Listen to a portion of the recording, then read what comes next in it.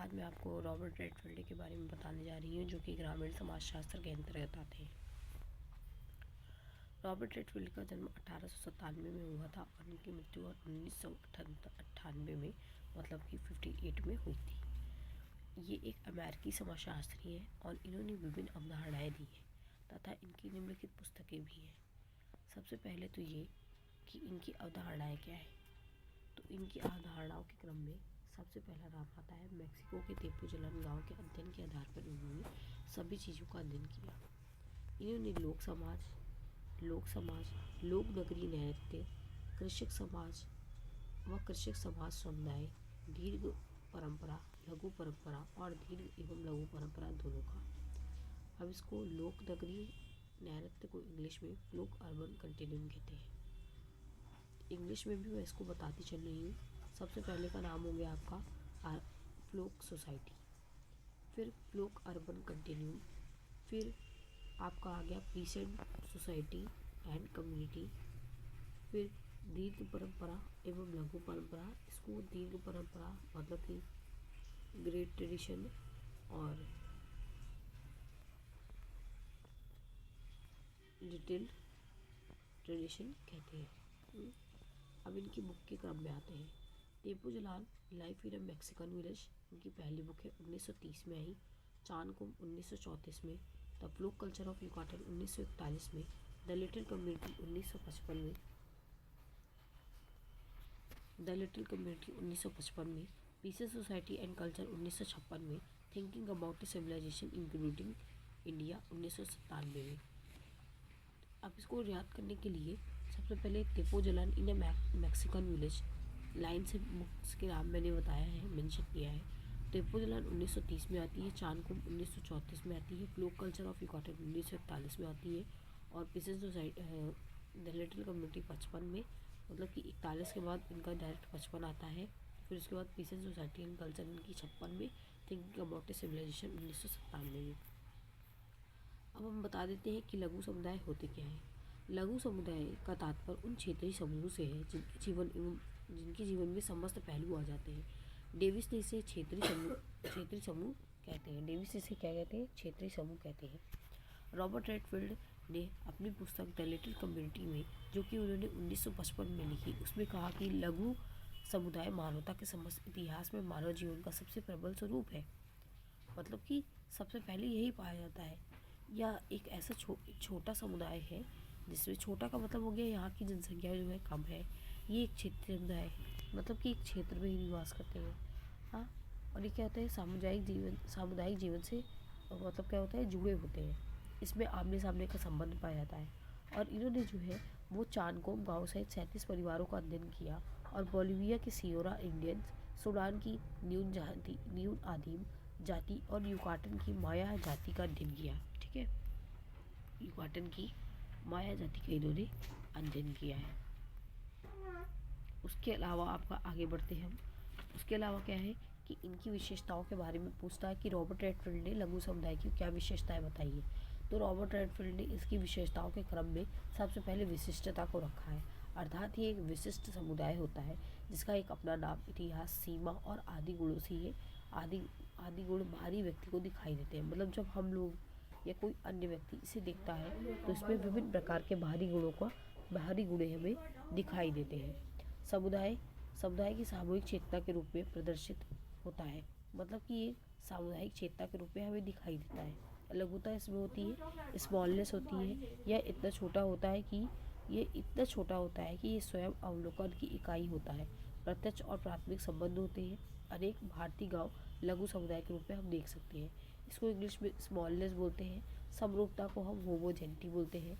इसमें हो गया रहन सहन, मतलब कि एक जैसा, समरूपता मतलब सजातीयता, एक जैसी रहन सहन, खान पान, प्रथा, परंपरा एवं हम देख सकते हैं। आत्मनिर्भरता क्या होती है? ये क्या होता है, अपने से ही मजबूत है, अपने से ही आत्मनिर्भर है, मतलब कि हर चीज़ ये खुद से ही कर सकता है, इस प्रकार का समुदाय है। लघु समुदाय जन्म, पालने से मृत्यु शमशान तक का संधारक है, अर्थात प्रबंध है।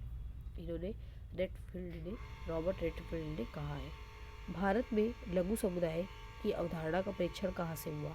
भारत में लघु समुदाय की अवधारणा का विकास ध्यान पर रखकर भारत के मैकम बेरियट ने किशनगढ़ी गांव का और मजूमदार ने मोहना, B.R. चौहान ने रणावतों की सादड़ी में 640 लोगों का अध्ययन किया तथा उन्होंने प्रकाश डाला कि जो लघु समुदाय होते हैं वो समाज में ये छोटे मतलब कि आमने सामने के संबंध, रहन सहन, एक विशिष्टता के संधारक होते हैं, मतलब एक विशिष्टता ग्रहण किए होते हैं।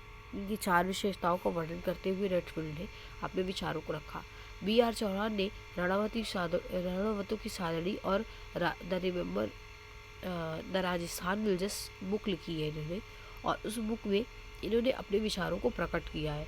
इन्होंने कहा है कि जो लघु समुदाय होते हैं वो उनका एक अपना रहन सहन का स्तर होता है, वो खान पान एवं प्रथा परंपरा में भी अलग होते हैं। ठीक है, फिर क्या उसमें जजमानी प्रथा हम आ जाते हैं इसमें। क्योंकि ग्रामीण समाजशास्त्र का अध्ययन कर रहे हैं तो जब गाँव में चलते हैं तो पहले हम जजमानी प्रथा का प्रयोग वहाँ पे देख सकते हैं कि जजमानी प्रथा बहुत ही तेज़ थी। तो जजमानी प्रथा में हम प्रकाश डालेंगे। जजमानी प्रथा किसे कहते हैं? सेवाओं व वस्तुओं का आदान प्रदान, यहाँ पे आप देख सकते हो शॉर्ट फॉर्म में लिखा गया है, सेवाओं और वस्तुओं का आदान प्रदान ही जजमानी प्रथा का उल्लेख है।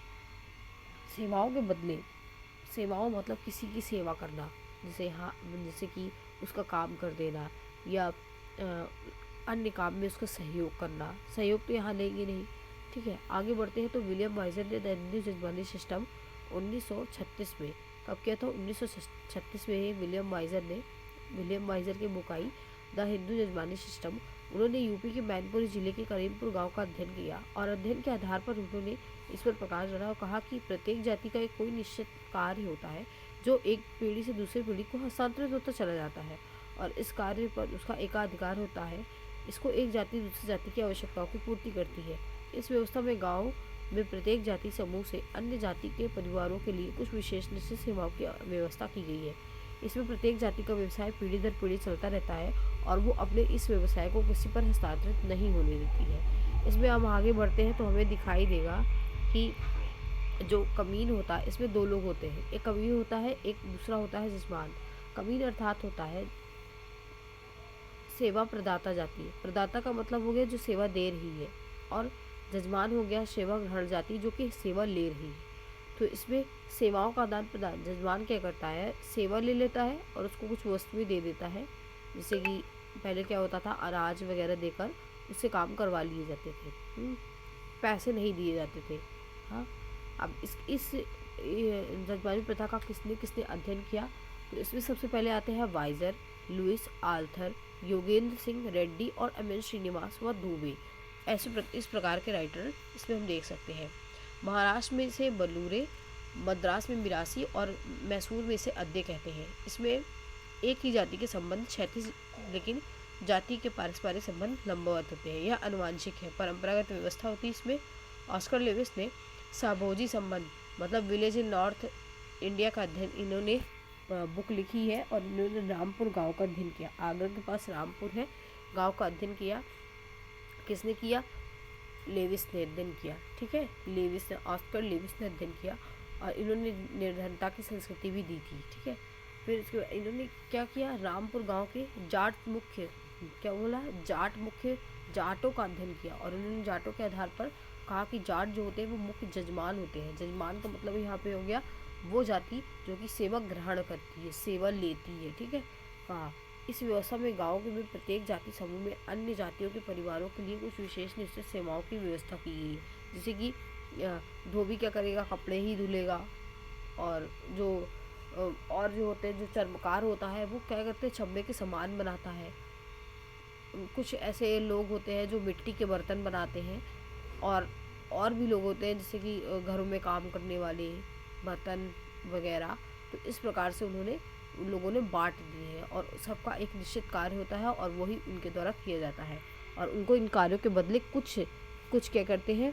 कुछ सामान दे देते हैं या कुछ वस्तुएं दे दी जाती हैं, जैसे कि अन्य हो गए या कुछ कपड़े हो गए जो कि यूज्ड है। इस प्रकार का उन लोगों के साथ व्यवहार किया जाता था। ठीक है, अब क्या हो गया? कृषि समाज व कृषक समाज किसे कहते हैं? कृषक समाज, रेडफील्ड ने टेपो जलान का अध्ययन किया और उन्होंने peace and society and culture 1956 में प्रकाश डालते हुए कृषक समाज के बारे में बताया कि कृषक समाज वे ग्रामीण लोग हैं जो जीवन निर्वाह के लिए अपनी भूमि पर नियंत्रण बनाए रखते हैं तथा उसे जोतते हैं। मतलब कृषकों के जीवन निर्वाह का ढंग और अकृषकों के साथ संबंध नगरीय कुलीन या जात वर्ग के साथ। कृषक क्या होते हैं, एक छोटे उत्पादकर्ता होता है जो स्वयं ही उत्पादन करता है, और जो किसान होते हैं वो क्या करते हैं, बाजार के लिए बड़े पैमाने पर ये उत्पादन करते हैं, बाजार उपभोग के लिए, ठीक है, बाजार के लिए उत्पादन करते हैं ताकि बाजार में लोग आएँ और उसे खरीद कर ले जाएं और अन्न धन मतलब उनका बना रहे, ये सब के लिए। कोबर ने कहा है कि कृषक समाज मध्यवर्ती स्थिति में इसके एक छोर पर जनजाति समाज है तो एक दूसरे छोर पर नगरीय समाज। मतलब जो कृषक समाज होता है ये छोटे उत्पादनकर्ता होते हैं, लेकिन यह एक तरफ ही जनजाति समाज की ओर है तो दूसरी तरफ नगरीय समाज है, ठीक है। और रेडफील्ड ने इस कोबर की इस विचार को भ्रांतिपूर्ण बताया कि ये भ्रांतिपूर्ण है, अर्थात भ्रम में डालता है। इन्होंने 5 विशेषताएं बताई। रेडफील्ड ने कहा कि ये तुलनात्मक रूप से समरूप है, मतलब एक जैसा है, ये अविभेदीकृत एवं अस्तरीय समाज है, भूमि पर नियंत्रण एवं उत्पादन है, नगरों से प्रभावित लेकिन उनसे भिन्न है, आर्थिक आधार पर अन्य से भिन्न है। हाँ होगा ही आर्थिक आधार पर, क्योंकि ये क्या होते हैं, गरीब होते हैं, उत्पादन करते हैं पर इनको उतना मुनाफा नहीं मिल पाता है क्योंकि ये जो बिचौलिए होते हैं वो आधे ज़्यादा चीज़ें इनकी ले लेते हैं, आधा ज़्यादा मुनाफा वो कमा लेते हैं, इसलिए इनको कुछ नहीं मिल पाता है। तो तुलनात्मक रूप से समरूप भी है, ये अभिवृद्धि के एवं अस्तरीय अर्थात इसे समाज में बांटा नहीं जा सकता है, भूमि पर नियंत्रण एवं उत्पादन होता है और नगरों में प्रभावित लेकिन उनसे भिन्न है और आर्थिक आधार पर अन्य से भिन्न नहीं है। आंध्र वितई ने 3 बताई, इनकी 3 विशेषताएं बताई। कहा कि कृषक जो होते हैं वो भूमि से कृषक जो होते हैं वो भूमि से जुड़े हुए होते हैं और समाज निम्न स्थिति होती है और मजदूरों का पूरक है। कृषक क्या है, मजदूरों का पूरक भी है। अब आगे बढ़ते हैं। भारत में कृषक समाज की अवधारणा का परीक्षण किसने किया? तो संरचनात्मक रूप से भारतीय समाज का कृषक समाज नहीं कहा जा सकता है। आंध्र वितई ने श्रीपुरम गांव मतलब 349 परिवारों का श्रीपुरम गांव के 349 परिवारों का अध्ययन किया और अपनी book 6 village in comparative sociology क्या लिखी, 6 विलेज इन कंपैरेटिव सोशियोलॉजी। एक इनकी और बुक है स्टडीज़ इन एग्रेरियन सोशल स्ट्रक्चर। आप इसको नोट डाउन कर सकते हो क्योंकि मैंने इसमें मेंशन नहीं किया है। स्टडीज़ इन एग्रेरियन सोशल स्ट्रक्चर, ठीक है, 1979 में आई थी। उसके बाद इन्होंने क्या किया कि भारतीय समाज को कृषक समाज नहीं कहा जा सकता।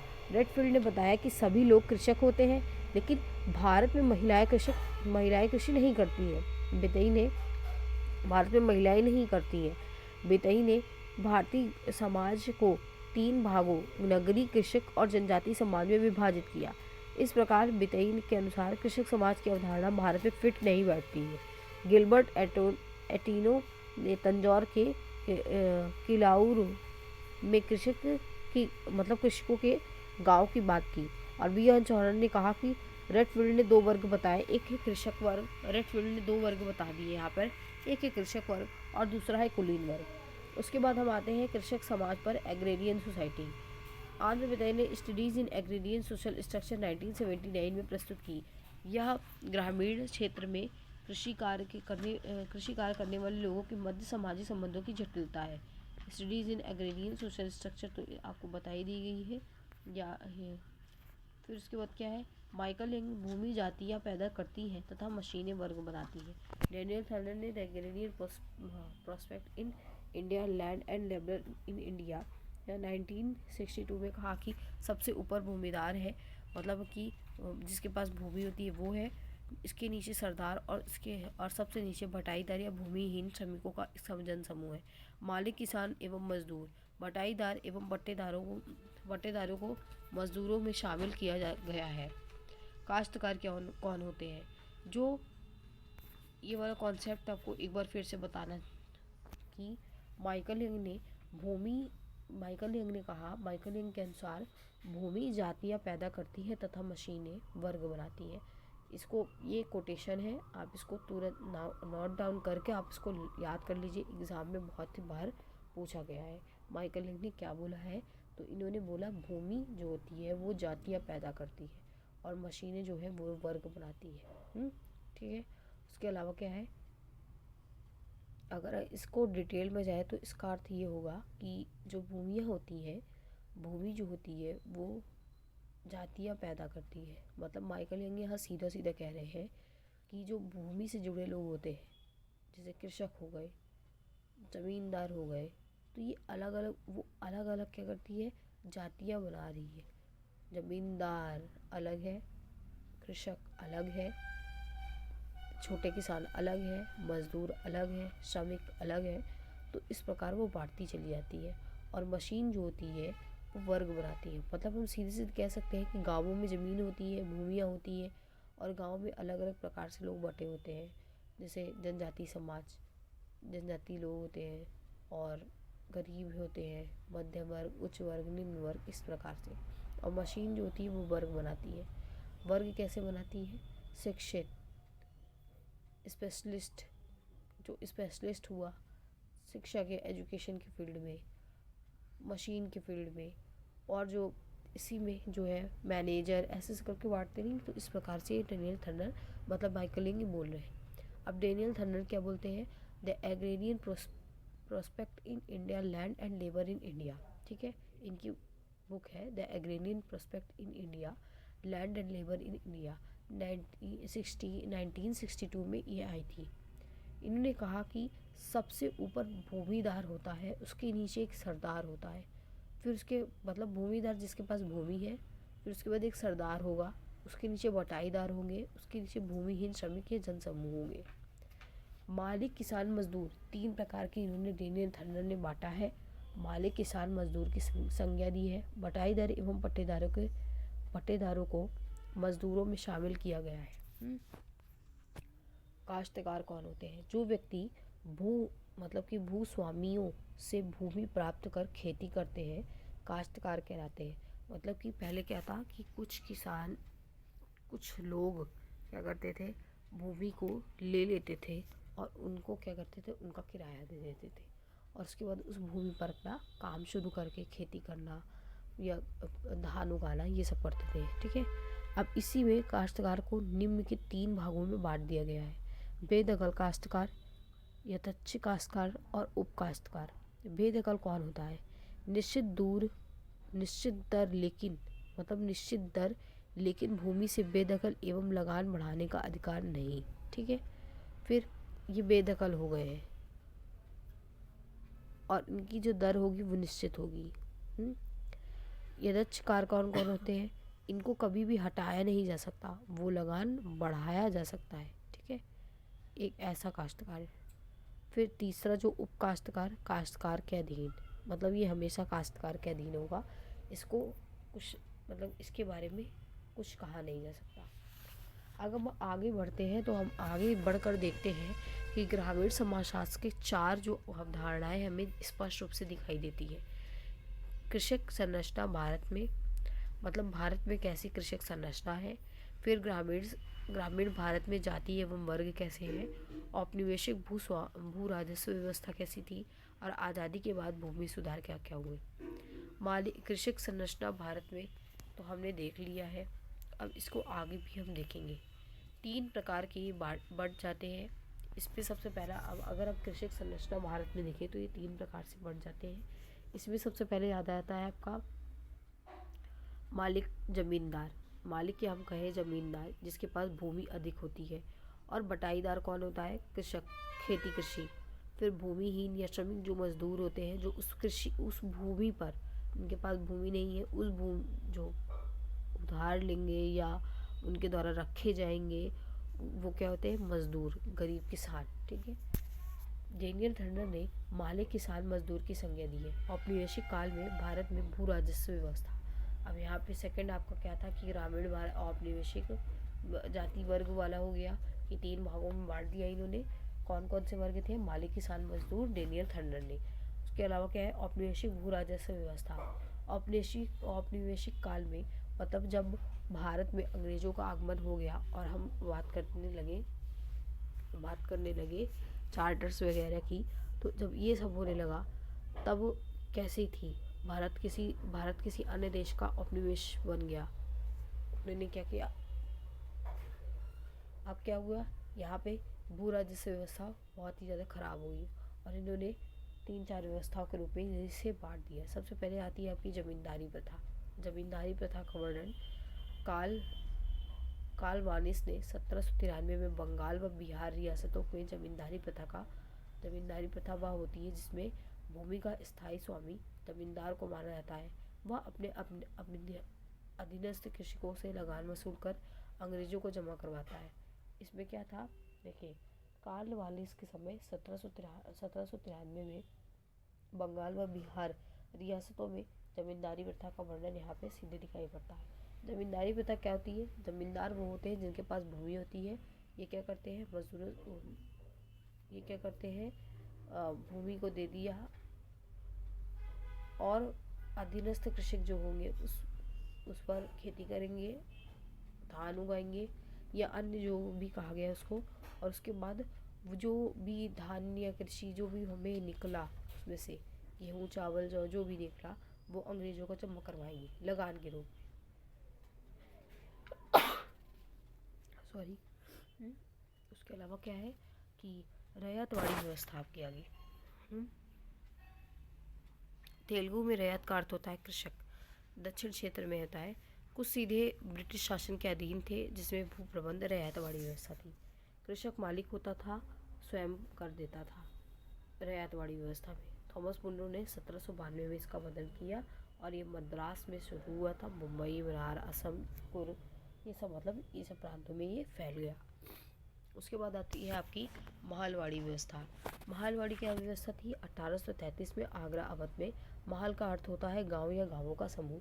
इसमें भूमि पर गांव का सामूहिक स्वामित्व होता है तथा सभी सामूहिक रूप से लगान चुकाते हैं। लगान का निर्धारण भी गांव को इकाई मानकर किया जाता था। यह भारत में पश्चिमोत्तर भाग में लागू थी। भारत में भूमि सुधार में क्या क्या आया, जमींदारी का अंत हुआ, पट्टेदार का अंत हुआ, हदबंदी, भूमि रिकॉर्ड और चकबंदी, ये सब आए। ये कुछ मैप के द्वारा आपको दर्शाया जा रहा है कि इस तरह आप बनाकर, जैसे इधर सिंधु नदी जा रही है तो कहाँ कहाँ महलवाड़ी व्यवस्था व जमींदारी और रैयतवाड़ी व्यवस्था थी। आपका ये होमवर्क आप इस तरह बना के कमेंट करिएगा। अब आपका आ गया लघु संस्कृति। रेडफील्ड व एम फोस्टर ने दिया था ये कि लघु संस्कृति क्या होती है, फ्लोक कल्चर क्या होते हैं। एक ऐसा समाज जिसमें नगरीय समाज के विपरीत प्रकार की विशेषताएं पाई जाती हैं उसे हम फ्लोक कल्चर कहते हैं। यह अवधारणा रेडफील्ड ने और तानिश व दुर्खीम से प्रभावित होकर दी है।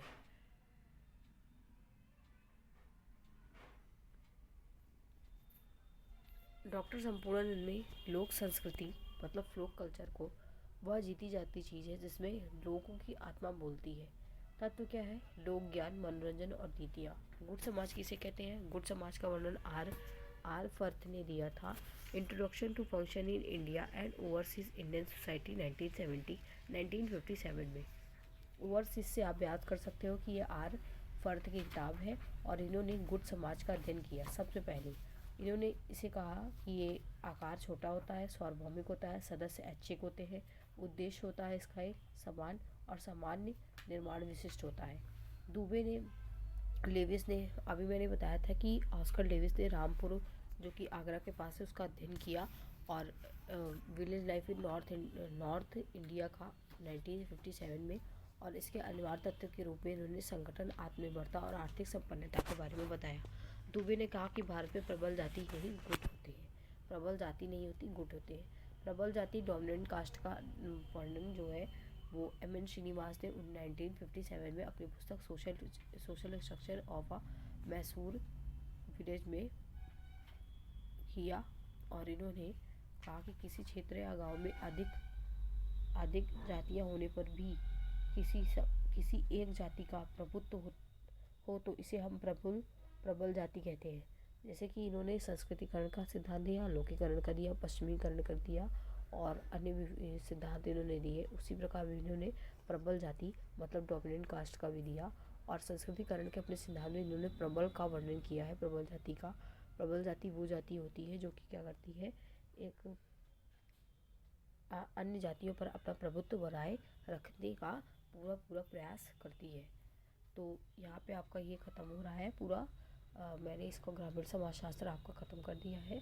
अब इसके आगे आपको कोई भी और भी जानकारी चाहिए तो आप कमेंट ज़रूर करिएगा। उसके अलावा आपको अब कल से आपका अर्बन सोसाइटी की वीडियो में अपलोड कर दूँगी, तो आप अर्बन सोसाइटी भी देख सकते हो।